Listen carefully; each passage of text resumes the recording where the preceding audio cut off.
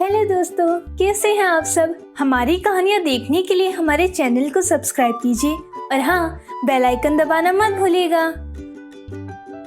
यह कहानी हरिनगर नामक एक गांव की है, जहां प्रीतम नाम का एक व्यक्ति अपने माता पिता रजनी और बलराम के संग अपना जीवन बसर कर रहा था। प्रीतम और उसके माता पिता बहुत ही गरीब परिवार से थे। प्रीतम के पिता बलराम कोई कार्य नहीं करते थे, इसीलिए घर की सारी जिम्मेदारी प्रीतम के हाथों में थी।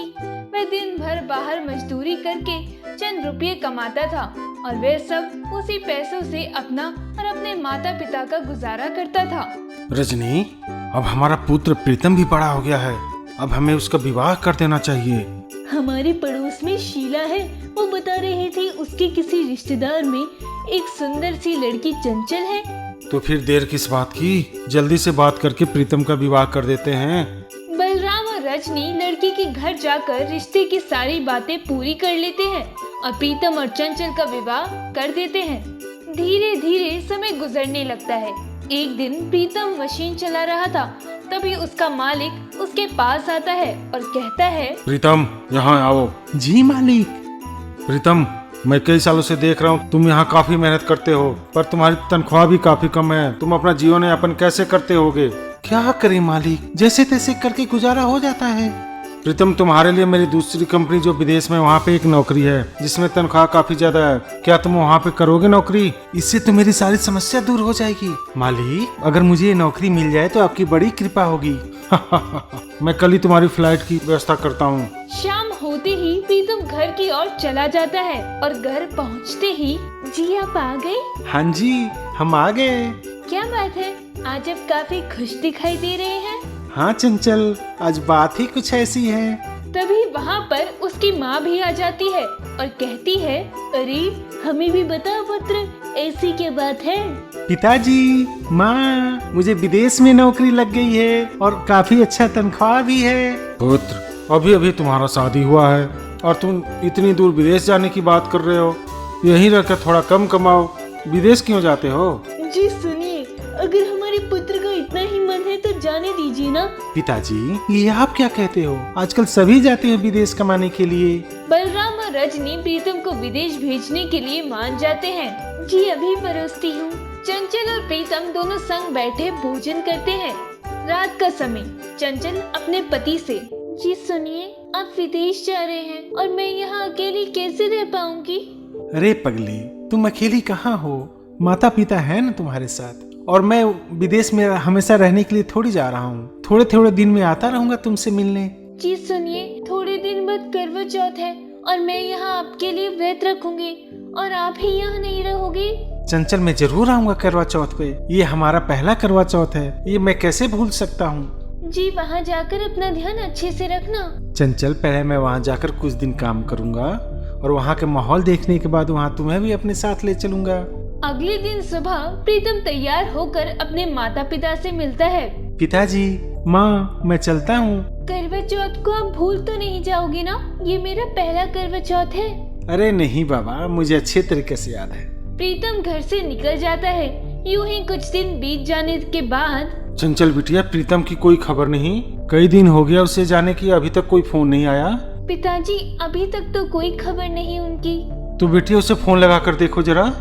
पिताजी मैंने कई बार कोशिश की पर फोन ही नहीं लगा उनका। क्यों इतनी चिंता करते हो? आ जाएगा, वह कार्य में व्यस्त होगा प्रीतम पुत्र। चंचल यहाँ रहकर अपने सास ससुर का काफी ध्यान रखती है, उनकी सेवा करती है, घर का सारे कार्य अकेले करती है। कई दिन बाद, चंचल बिटिया, अभी तक कोई खबर नहीं आई प्रीतम की?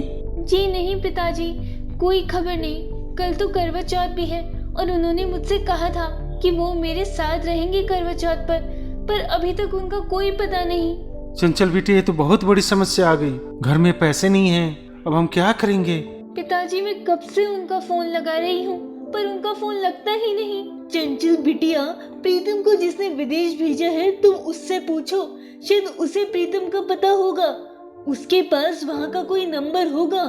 जी माँ जी, अब सही कहती हो, शायद वहाँ से हमें प्रीतम का कुछ पता चल जाए। मैं देख के आता हूँ। बलराम प्रीतम के मालिक के पास जाता है। अरे बलराम जी, यहाँ कैसे? सब कुशल मंगल? दरअसल एक समस्या आन पड़ी है, क्या हुआ? कैसी समस्या? प्रीतम जब से विदेश गया है तब से उसका कोई आता पता नहीं।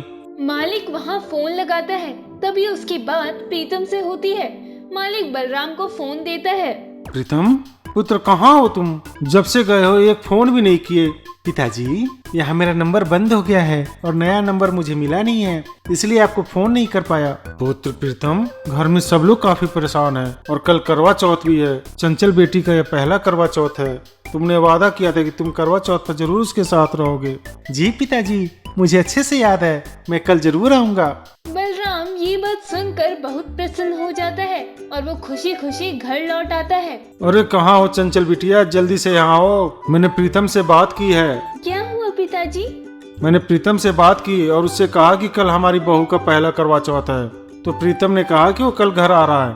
चंचल ये सुनकर बहुत खुश हो जाती है और वो खुशी खुशी करवा चौथ की तैयारी में लग जाती है। ए भगवान, शादी के बाद ये मेरा पहला करवा चौथ है, ये सब सफल हो जाए। चंचल करवा चौथ का व्रत रखती है। अगले दिन सुबह, चंचल बिटिया आज तो बड़ी खुश दिखाई देती हो। जी माँ जी, आज ये घर आ रहे हैं। हाँ बिटिया, प्रीतम के आने की बात सुनकर सच में घर में रौनक आ गई है। सब लोग बड़ी बेसब्री से प्रीतम का इंतजार कर रहे थे। यूं ही देखते देखते शाम हो जाती है, पर प्रीतम का कोई पता नहीं। पिताजी, ये अभी तक आए क्यों नहीं? शाम होने को आई, अब तो कुछ समय में चांद भी निकल आएगा। मैं कैसे अपना व्रत खोलूंगी इनके बिना? बिटिया थोड़ा और समय, थोड़ा और इंतजार कर लो, प्रीतम पुत्र आता ही होगा। सभी महिलाएं करवा चौथ का व्रत रखकर चांद निकलने की राह देखती हैं। तभी चांद निकल आता है। सारी महिलाएं अपना अपना व्रत खोलती हैं। बहू, अब तो चांद भी निकल आया और प्रीतम पुत्र की कोई खबर नहीं। बिटिया तुम व्रत खोल लो। नहीं माँ जी, मैं इनके बिना व्रत नहीं खोलूंगी। यूं ही देखते देखते आधी रात बीत जाती है, पर प्रीतम का कोई पता नहीं। इधर चंचल भूखी प्यासी रहती है। बलराम और रजनी चंचल को काफी समझाते हैं, पर चंचल अपना व्रत नहीं खोलती। पिताजी, मैंने इनसे कहा था ये मेरा पहला करवा चौथ है, फिर भी ये नहीं आए। बिटिया हम जानते हैं, पर प्रीतम को आना होता तो वो कब का आ जाता। बलराम और रजनी चंचल से बहुत विनती करते हैं कि व्रत खोल ले, पर चंचल नहीं खोलती। यूं ही रात बीत जाती है। अगले दिन सवेरे घर में एक फोन आता है कि प्रीतम एक हॉस्पिटल में है। उसका कल रात एक्सीडेंट हो गया था। ये खबर सुनकर बलराम, रजनी और चंचल फौरन हॉस्पिटल जाते हैं। जी ये आपको क्या हो गया? ये कैसे हुआ ये सब? और आप कब आए विदेश से? चंचल, मैं विदेश गया ही नहीं था। मेरे मालिक ने मुझसे कहा था कि वो मुझे विदेश भेज रहे हैं। दरअसल उन्होंने मुझे धोखा दिया और एक जगह उन्होंने मुझे कैद करके रख दिया था। और तुम्हारे मालिक ने तो मुझसे तुम्हारी बात करवाई थी, तभी तुमने सब मुझे सच सच क्यों नहीं बताया था? प्रीतम अपने माता पिता और चंचल को सारी बात विस्तार से बताता है। पिताजी, जब मैं विदेश जाने के लिए घर निकला तो मुझे रास्ते में एक बैग पड़ा मिला था जिसमें बहुत सारे रुपए थे। मैंने उस बैग को खोल कर देखा तो घर आने लगा, तभी मालिक मुझे मिल गए। मालिक ने मेरे पास वो बैग छीनकर मुझे अगवा कर लिया था और तब से वो आपके सामने नाटक भी कर रहे थे। जी सुनिए, आज के बाद आप कहीं नहीं जाएंगे, यहीं रहकर अपना कार्य करेंगे। चंचल, मुझे क्षमा कर देना। मैं कल रात तुम्हारे पास आने की कोशिश भी कर रहा था, तभी मेरा एक्सीडेंट हो गया था और मैं इस हालत में। आप सही सलामत हैं, यही मेरे करवा चौथ का सबसे बड़ा उपहार है। चंचल अपना करवा चौथ का व्रत खुशी खुशी खोलती है। उस दिन से सारी समस्या प्रीतम की दूर हो गई और चंचल का करवा चौथ भी सफल हो गया। दोस्तों, अगर आपको ये कहानी पसंद आई हो तो हमारे चैनल को सब्सक्राइब कर ले, बेल नोटिफिकेशन दबा ले और कमेंट करके जरूर बताएं कि आपको ये कहानी कैसी लगी। धन्यवाद।